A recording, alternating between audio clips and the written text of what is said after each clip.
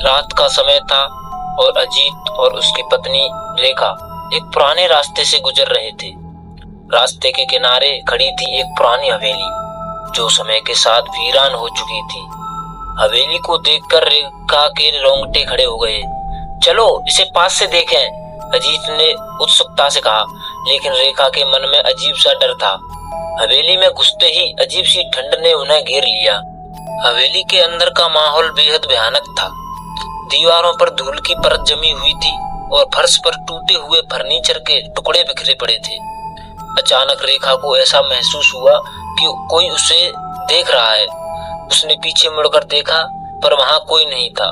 हवा में किसी की हल्की हल्की सरसराहट गूंज रही थी, जैसे कोई पास से गुजर रहा हो। क्या तुमने भी कुछ सुना? रेखा ने कांपते हुए पूछा। अजीत ने हंसकर कहा, यह तुम्हारा वहम है, लेकिन उसकी हंसी भी थोड़ी घबराई हुई थी।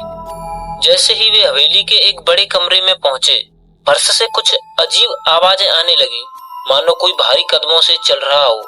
दोनों ने एक दूसरे की ओर देखा। तभी एक पुराना दरवाजा जोर से अपने आप खुल गया और उनके सामने एक अंधेरी सुरंग प्रकट हुई। रेखा ने अजीत का हाथ कसकर पकड़ लिया। यहाँ से वापस चलें, रेखा ने डरते हुए कहा, लेकिन अजीत को उस सुरंग के अंदर झांकने की जिज्ञासा थी। सुरंग के अंदर घुसते ही अजीत और रेखा को ठंड का तीखा एहसास हुआ। दोनों के कदम धीरे धीरे आगे बढ़ रहे थे। सुरंग के केवल पानी की बूंदों के टपकने की आवाज आ रही थी। अचानक रेखा को लगा कि कोई उनको ठीक पीछे खड़ा है। उनके पीछे मुड़कर देखा और उनकी आंखों के सामने खून से सने हुए एक चेहरे की झलक आई। वह चीख पड़ी, अजीत, यहाँ कोई है। अजीत ने जल्दी से रेखा को पकड़ा, लेकिन वह भी उस भयानक छाया को देख चुका था। वह एक बूढ़ी औरत की आत्मा थी, जिसका चेहरा खून से सना हुआ था और आंखों से आग सी जल रही थी। वह धीरे धीरे उनकी ओर बढ़ रही थी। तुम्हें यहाँ नहीं आना चाहिए था, वह गहरी और डरावनी आवाज में बोली। रेखा और अजीत अब पूरी तरह से डर से जकड़ चुके थे।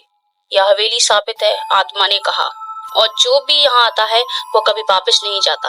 अजीत और रेखा किसी तरह अपने कदम तेजी से उठाते हुए सुरंग से बाहर भागे।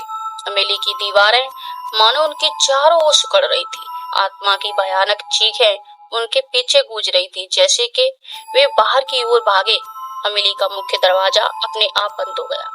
रेखा ने दरवाजा खींचने की कोशिश की, लेकिन वह नहीं खुला। हम फंस गए हैं, उसने चीख कर कहा। आत्मा फिर से उनके सामने प्रकट हुई, इस बार और भी भयानक रूप में। हवेली के चारों ओर की दीवारें गिरने लगी और फर्श फूटने लगा। दोनों समझ गए कि अब उनकी मौत निश्चित है। मुझे माफ कर दो, अजीत ने चिल्लाते हुए कहा, लेकिन आत्मा ने उनकी कोई बात नहीं सुनी। हवेली पूरी तरह से खंडर में बदल गई और दोनों की चीखें उसी की दीवारों के नीचे दब गई।